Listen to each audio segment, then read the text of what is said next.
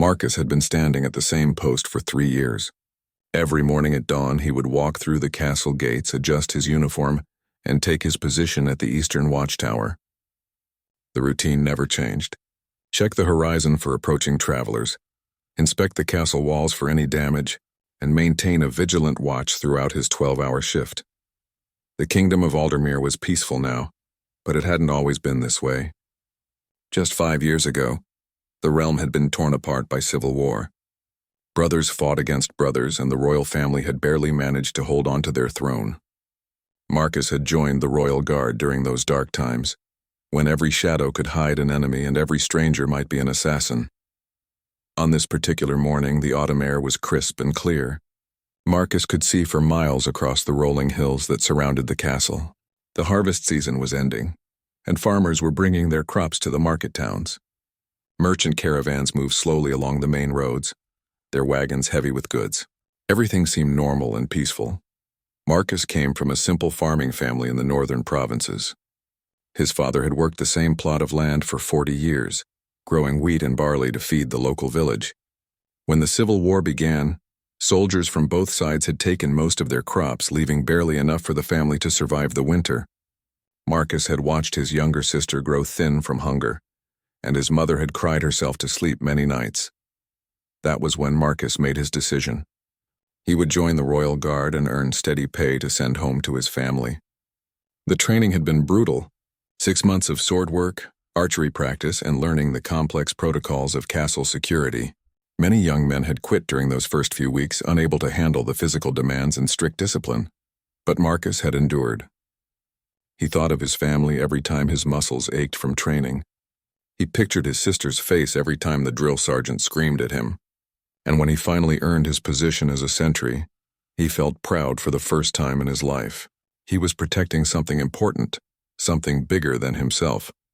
The Eastern Watchtower was considered one of the easier assignments.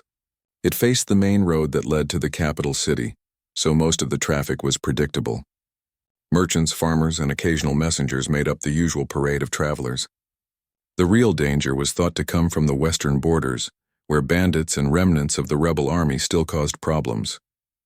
Marcus had learned to read the patterns of daily life from his high vantage point. He knew which merchant always arrived on Tuesdays with his load of pottery. He recognized the old woman who walked to the next village every Thursday to visit her daughter. He even knew the schedules of the mail riders who carried messages between the castle and the various towns in the kingdom. This knowledge made him good at his job. When something was different, Marcus noticed it immediately.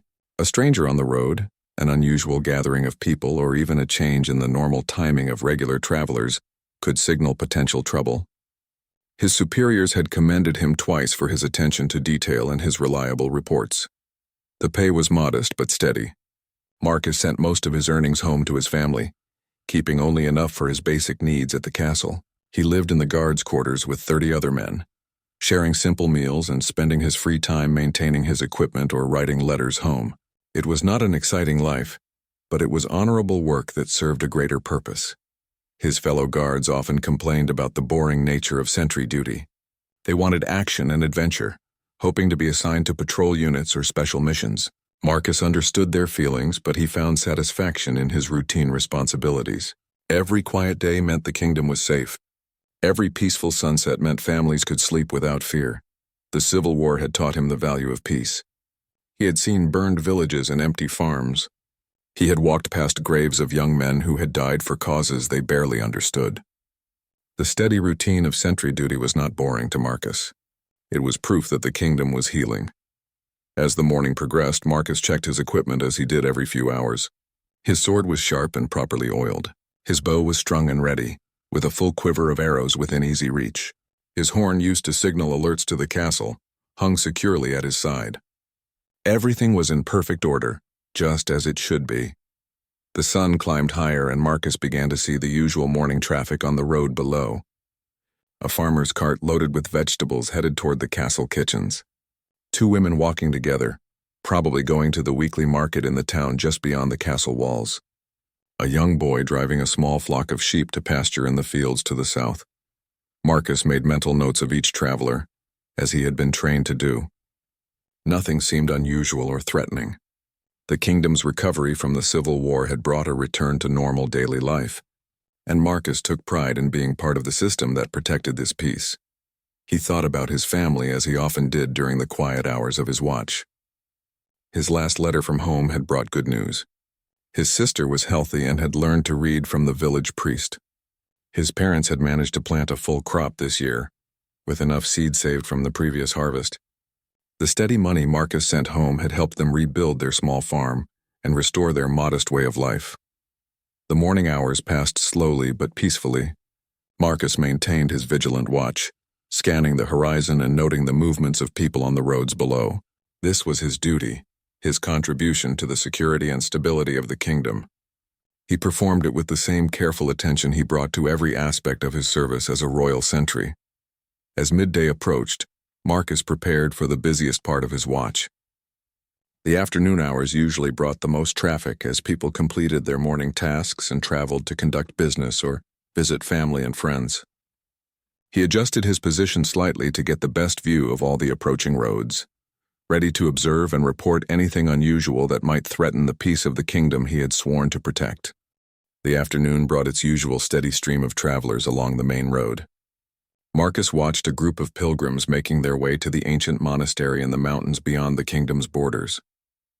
Their brown robes and walking staffs marked them clearly as religious travelers, and they moved with the slow, measured pace of people on a spiritual journey rather than urgent business. Behind them came a merchant's wagon train, 3 heavy carts pulled by oxen and guarded by 4 armed men on horseback. Marcus recognized the merchant, a stout man named Willem who brought luxury goods from the coastal cities twice each month.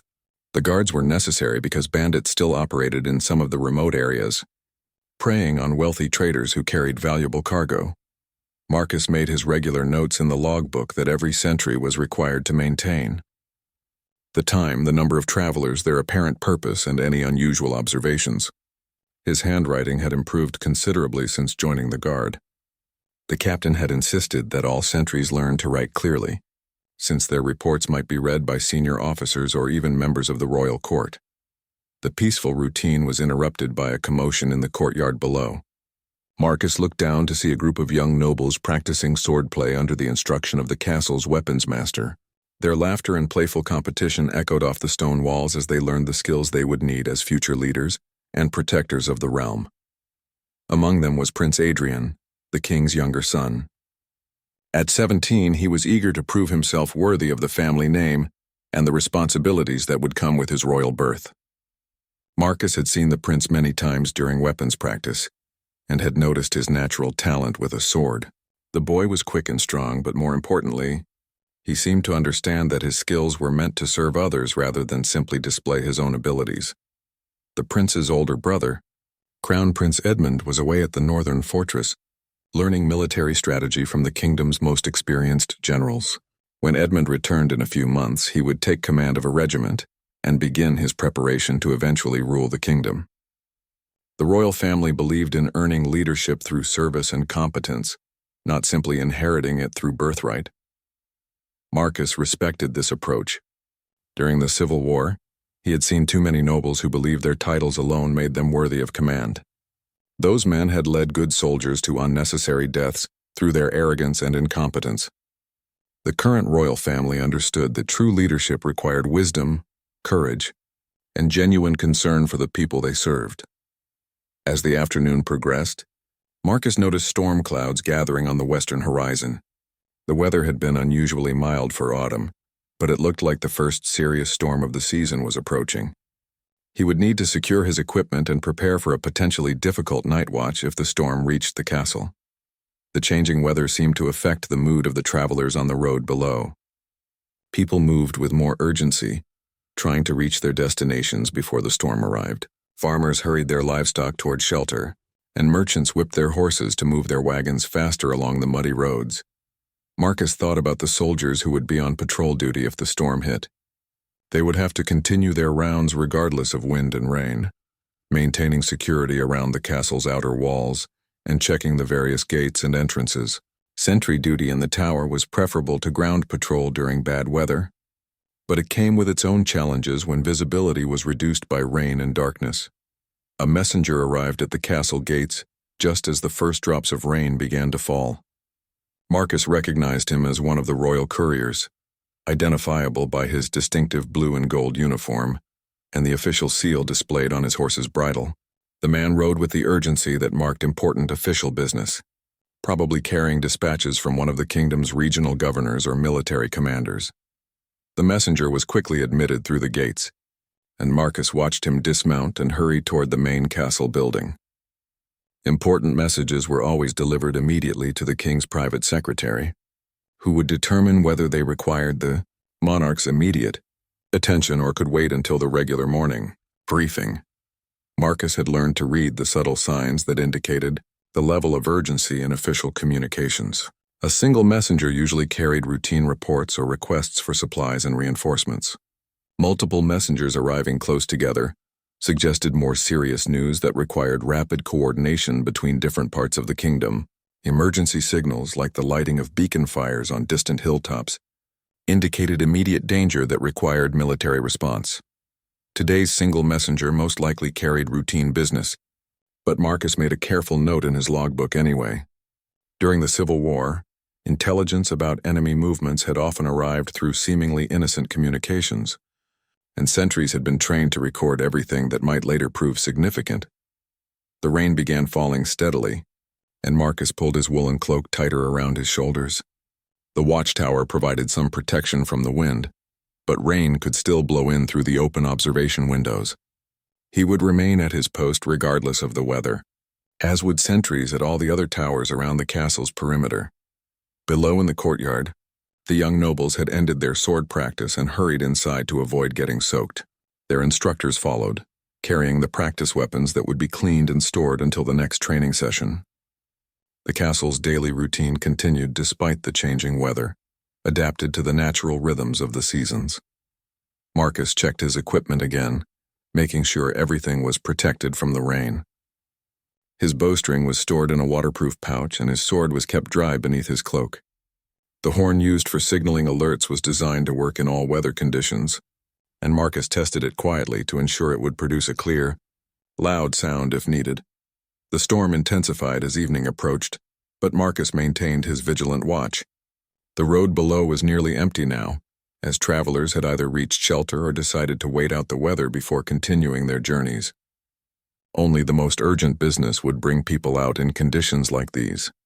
As darkness began to fall, Marcus prepared for the transition to night watch procedures. A lantern would be lit in the tower to help him maintain visibility, and he would coordinate with the other sentries through a system of light signals that allowed communication even when voices could not be heard over the wind and rain. The castle settled into its evening routine, secure behind its high walls and protected by the dedicated service of guards like Marcus, who stood watch regardless of weather or circumstances. Another day of peace had been preserved, and Marcus took satisfaction in knowing he had played his part in maintaining the security that allowed the kingdom to continue its recovery from the dark years of civil war. The storm passed during the night, leaving the morning air clean and fresh. Marcus had maintained his watch through the worst of the weather, staying alert despite the rain and wind that had made observation difficult. Now, as dawn broke over the kingdom, he could see clearly across the landscape that stretched away from the castle walls. The roads were muddy from the overnight rain, but travelers were already beginning to emerge from the inns and farmhouses where they had taken shelter. Marcus watched a merchant inspect his wagon wheels, probably checking for damage from the rough conditions. Two farmers walked alongside their ox-drawn cart, staying close to their animals to guide them carefully through the muddy ruts in the road. Marcus had been thinking during the long night about his future in the Royal Guard. 3 years of faithful service had earned him respect from his officers and trust from his fellow guards. Some men in his position would be considering advancement to more prestigious assignments, perhaps joining the king's personal bodyguard or training for officer rank. But Marcus found genuine satisfaction in his current role. The Eastern Watchtower was a position of real responsibility, even if it was not glamorous or exciting. Every day that passed peacefully was evidence that he was doing his job well. Every threat identified and reported properly contributed to the overall security of the kingdom. His family's letters continued to bring encouraging news from home. His younger sister had married a local blacksmith's son, a young man Marcus remembered as hardworking and honest. His parents were aging but still managing their small farm with the help of Marcus's steady income. The money he sent home had allowed them to repair their house and buy better tools for their work. Sometimes Marcus wondered what his life would have been like if the Civil War had never happened. He probably would have stayed home and learned farming from his father, eventually taking over the family land and raising his own children in the same simple rural community where he had grown up. There was nothing wrong with that life, but his service in the Royal Guard had given him a broader perspective on the kingdom and his place in it. The morning brought an unusual sight on the main road. A group of mounted soldiers was approaching the castle, but they were not wearing the familiar uniforms of the kingdom's regular army.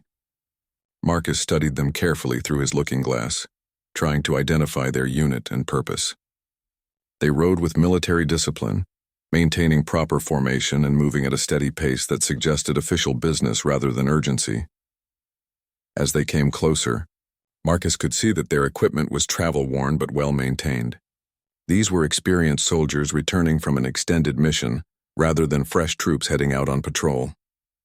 Their horses showed signs of long travel, and the men themselves had the weathered appearance of soldiers who had spent considerable time in the field. The group consisted of about 20 men, led by an officer whose bearing and equipment marked him as holding senior rank. Marcus could see the distinctive markings on the officer's armor that indicated he was at least a captain, possibly higher. The soldiers following him were clearly veterans, riding with the easy confidence that came from extensive combat experience. Marcus reached for the signal horn at his side, then hesitated. The approaching group was clearly military, and they were approaching openly along the main road rather than trying to conceal their movement. This suggested they were friendly forces returning home rather than a threat that required immediate alert. Still, proper procedure required him to notify the castle of any significant military movement. He gave a short, measured blast on his horn, using the signal that indicated approaching friendly forces requiring identification. The sound echoed across the castle courtyard and was answered immediately by similar signals from the other watchtowers, confirming that all sentries were alert and had observed the approaching soldiers. Within minutes, Marcus could see movement in the castle courtyard as guards took their positions at the main gate.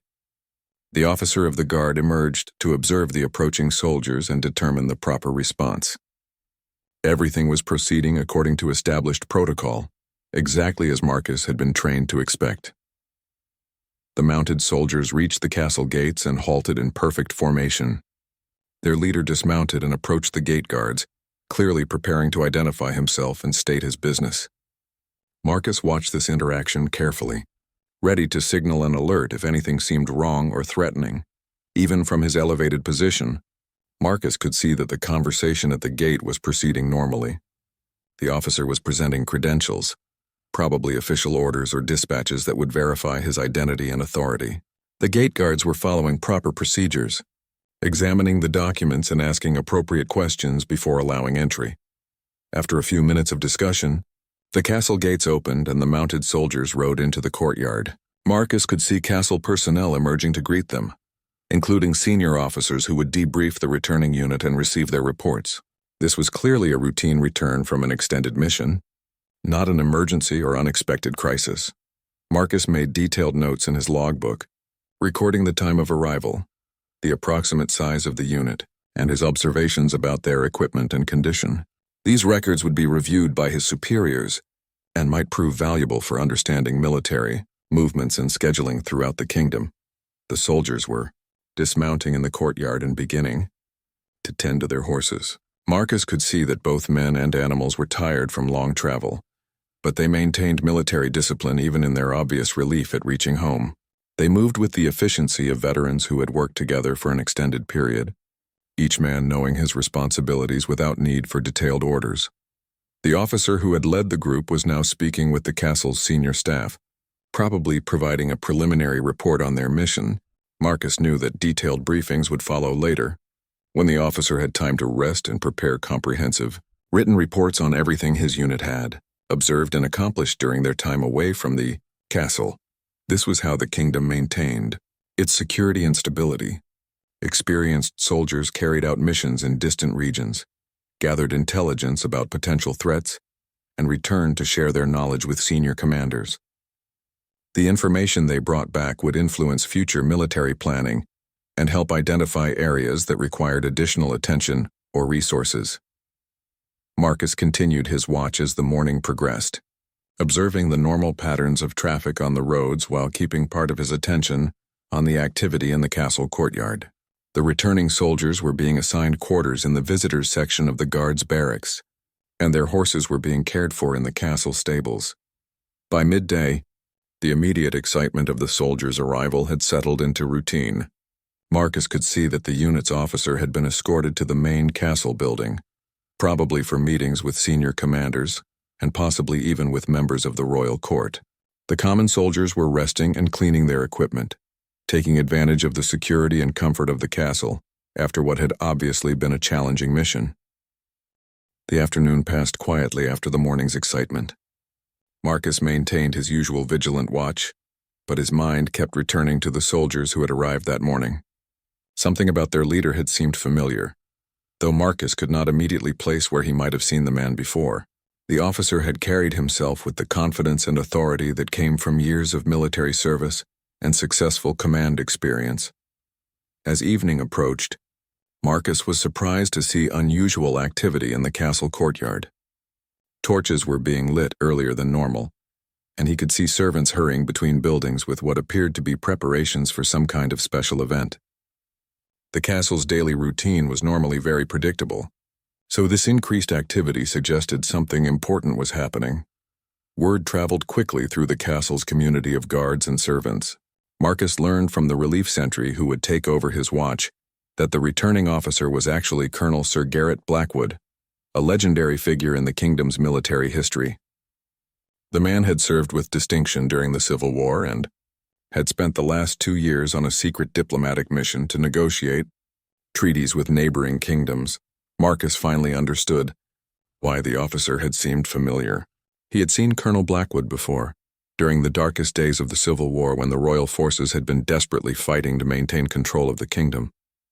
At that time, Marcus had been a new recruit barely finished with his training, assigned to guard supply wagons rather than frontline combat duties. Colonel Blackwood had been the officer who had turned the tide at the Battle of Raven's Ford, the decisive engagement that had broken the back of the rebel army and secured the royal family's hold on the throne. Marcus remembered seeing him ride past the supply train, leading a column of cavalry toward the sound of battle. Even as a young soldier who knew little about military strategy, Marcus had recognized that this was a man who inspired confidence and loyalty in the troops under his command. The stories about Colonel Blackwood's recent diplomatic mission had been carefully kept secret, but now that he had returned successfully, some details were beginning to emerge. He had apparently negotiated agreements with 3 neighboring kingdoms that would prevent future conflicts and establish profitable trade relationships. These treaties would help ensure the peace and prosperity that the kingdom desperately needed after the devastating Civil War. As darkness fell, Marcus could see that preparations for a formal dinner were underway in the castle's great hall. This was clearly intended to honor Colonel Blackwood and celebrate the success of his mission.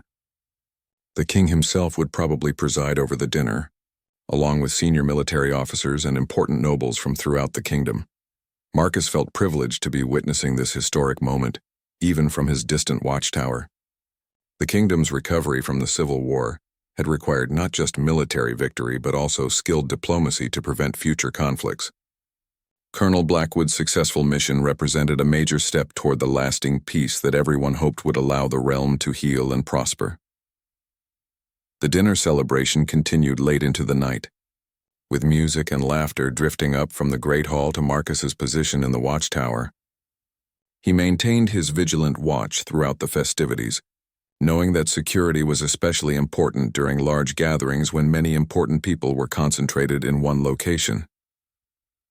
Near midnight, as the formal dinner was ending, Marcus observed something that would stay with him for the rest of his life. Colonel Blackwood emerged from the great hall and walked across the courtyard toward the guards' quarters. Instead of heading directly to his assigned rooms, however, the colonel made a detour that brought him near the base of Marcus's watchtower. Looking up toward Marcus's position, Colonel Blackwood raised his hand in a formal military salute. It was a gesture of respect from one soldier to another, acknowledging the important but unglamorous duty that sentries performed to keep the castle secure. Marcus immediately returned the salute, standing at perfect attention despite the fact that he was certain the colonel could barely see him in the darkness. The moment lasted only a few seconds, but it represented everything that Marcus valued about military service. Regardless of rank or assignment, all soldiers shared the common purpose of protecting the kingdom and serving something greater than themselves. Colonel Blackwood's gesture showed that he understood and respected this shared commitment. After the colonel disappeared into the guards' quarters, Marcus reflected on what he had witnessed. Here was one of the kingdom's most senior and decorated officers, a man who had commanded thousands of soldiers and negotiated with foreign royalty, taking time to acknowledge a simple sentry performing routine watch duty. It was the kind of leadership that explained why men were willing to follow Colonel Blackwood into battle and trust him with the kingdom's most sensitive missions. The rest of Marcus's watch passed peacefully. The celebration in the Great Hall wound down, and the castle settled into its normal nighttime routine. Guards made their regular patrols, checking gates and walls to ensure everything remained secure. The kingdom slept safely, protected by the vigilance of soldiers like Marcus who stood watch through the dark hours. As dawn approached and Marcus prepared to end his shift, he thought about the events of the past day. He had witnessed the return of a military hero and been honored with personal recognition from one of the kingdom's most respected leaders. It was a reminder that his humble service as a sentry was part of something much larger and more important than his daily routine might suggest. Marcus had joined the Royal Guard to earn money for his struggling family during the difficult years after the Civil War, but his service had given him much more than just steady pay. He had found purpose and dignity in protecting the peace that allowed families like his own to rebuild their lives and look forward to a better future. The morning relief sentry arrived precisely on schedule, ready to take over the watch as Marcus completed his shift. As he walked down the winding stairs from the watchtower, Marcus could see that Colonel Blackwood's soldiers were already preparing to depart on their next assignment. The kingdom's work of maintaining peace and security never ended, requiring constant vigilance and the dedicated service of professionals at every level. Marcus felt proud to be part of this system, contributing his own skills and commitment to the greater good of the realm. Yesterday had been an ordinary day that had become extraordinary through the presence of greatness, and he would carry the memory of Colonel Blackwood's respectful salute for the rest of his service in the Royal Guard. 3 weeks had passed since Colonel Blackwood's dramatic return to the castle. Life had settled back into its familiar rhythms, but Marcus found that the encounter had changed something fundamental about how he viewed his service. The colonel's simple gesture of respect had reminded him that every role in the kingdom's defense was important, regardless of how routine or unglamorous it might appear. Marcus had written to his family about witnessing the return of the famous colonel, though he was careful not to include any details that might be considered military secrets. His sister had written back with excitement, saying that even in their remote farming village, people had heard stories about Colonel Blackwood's heroic actions during the Civil War. The fact that her brother had been personally acknowledged by such a legendary figure filled the entire family with pride. The autumn weather was becoming colder, and Marcus had begun wearing the heavier winter uniform that would protect him during the long months ahead. The kingdom's northern location meant that winter watch duty could be brutal, with freezing winds and snow that sometimes made observation nearly impossible. But the castle's security requirements remained the same regardless of weather conditions. On this particular morning, Marcus noticed something unusual as he took his position in the watchtower. A small group of riders was approaching from the south, moving at a pace that suggested urgency but not panic. As they came closer, Marcus could see that they wore the colors of Lord Aldrich, one of the kingdom's regional governors who controlled territories along the southern border. Lord Aldrich was known as a capable administrator and a loyal supporter of the royal family. His lands had remained peaceful during the Civil War, partly because of his skill in maintaining good relationships with all the local nobles, and partly because his territory was far from the main areas of conflict. Messages from his region usually dealt with routine matters like tax collection and trade disputes. Marcus watched the approaching riders carefully, noting their formation and equipment. They appeared to be an official delegation rather than a military unit, probably carrying dispatches and reports for the royal court. One rider carried a banner displaying Lord Aldrich's personal coat of arms, confirming that this was indeed an official embassy from the Southern Territories. The delegation reached the castle gates and was admitted after the usual verification procedures. Marcus made his standard notes in the logbook, recording the time and apparent purpose of their visit. Whatever business had brought them to the castle, it was significant enough to warrant sending a formal delegation rather than simply using regular messenger service. As the morning progressed, Marcus could see increased activity in the castle's administrative sections. Clerks hurried between buildings carrying documents, and senior officials gathered for what appeared to be unscheduled meetings. This suggested that Lord Aldrich's delegation had brought news or proposals that required immediate attention from the royal government.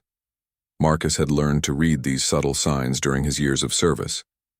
The castle operated with predictable routines most of the time, but when something important happened, the entire community responded with increased energy and purpose. Today's activities indicated that significant decisions were being made, probably affecting policy throughout the kingdom. Around midday, Marcus observed another unusual development.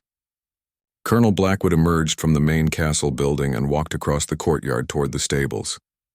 The colonel had been at the castle for 3 weeks since returning from his diplomatic mission, presumably resting and preparing detailed reports on his negotiations with neighboring kingdoms. Now it appeared that Colonel Blackwood was preparing to leave the castle again.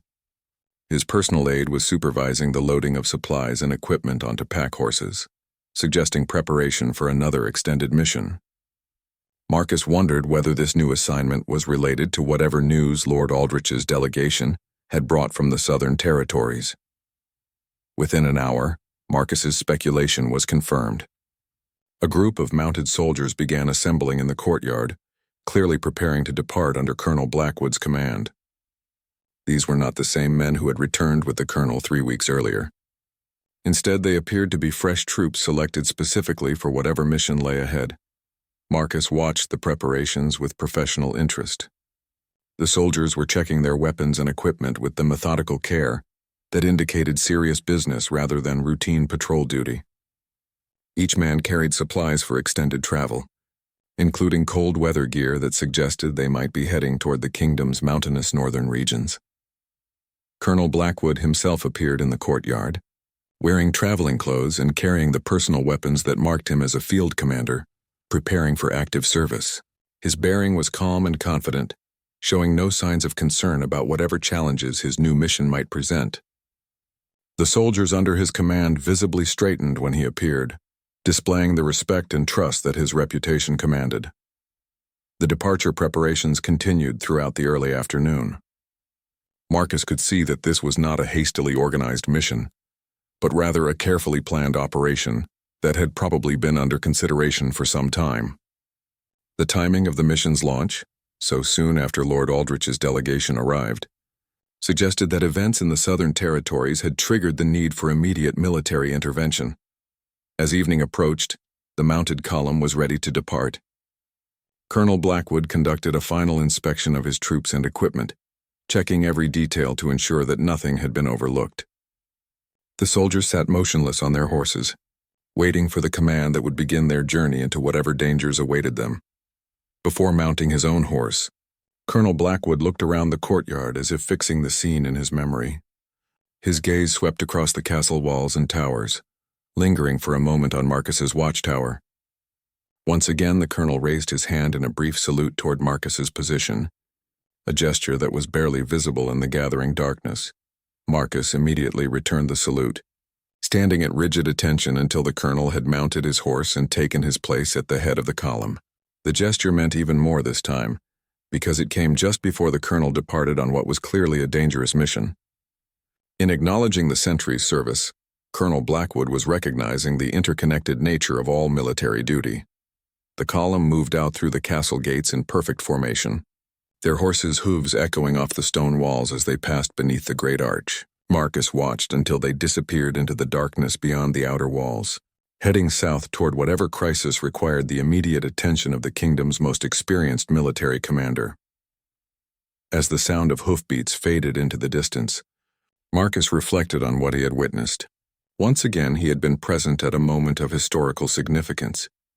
Colonel Blackwood's second departure from the castle would probably be recorded in military histories, though the full story might not be told for many years. If the mission involved sensitive political matters, Marcus understood that his role as a sentry made him a witness to the great events that shaped the kingdom's destiny. From his watchtower, he observed the comings and goings of the people who made the decisions and took the actions that determined whether the realm would remain at peace or face new challenges.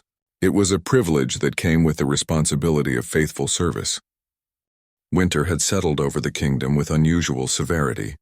For 2 months after Colonel Blackwood's departure, Marcus had maintained his watch through bitter cold and frequent snowstorms that made observation difficult and dangerous. The roads were often impassable and travelers were few during the worst weather. The castle had become an isolated fortress, connected to the outside world only by the hardiest messengers and the most urgent official business. News from the outside world came slowly during these winter months. Marcus had heard rumors that Colonel Blackwood's mission was related to troubles along the southern border, where bandits had allegedly been attacking merchant caravans and threatening the stability of Lord Aldrich's territories. Other stories suggested that neighboring kingdoms were testing the strength of the peace treaties that the colonel had recently negotiated. The truth, as Marcus had learned during his years of service, was usually more complex than the rumors suggested. Military operations were surrounded by secrecy for good reasons, and common soldiers like himself were rarely given complete information about the strategic purposes behind their orders. It was enough to know that experienced leaders like Colonel Blackwood were handling whatever problems had arisen. On a particularly cold morning in late winter, Marcus was surprised to see a lone rider approaching the castle through the deep snow. The man rode with obvious difficulty, his horse struggling through drifts that came nearly to its shoulders.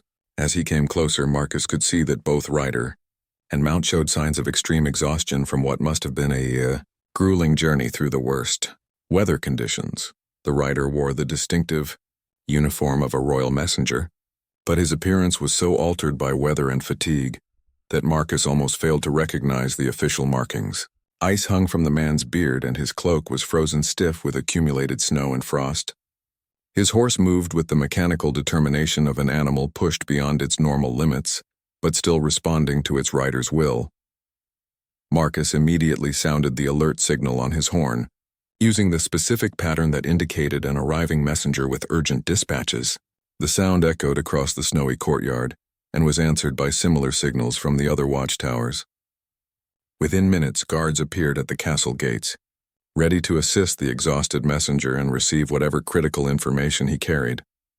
The messenger barely managed to remain upright in his saddle as he reached the gates. Guards helped him dismount and supported him as he walked, his legs stiff from long hours in the freezing cold. His horse stood motionless, steam rising from its body in the frigid air, too tired to do anything but wait for someone to care for it. Even from his elevated position, Marcus could see that this messenger carried news of the highest importance. The man's dedication in traveling through such dangerous conditions indicated that his dispatches could not wait for better weather.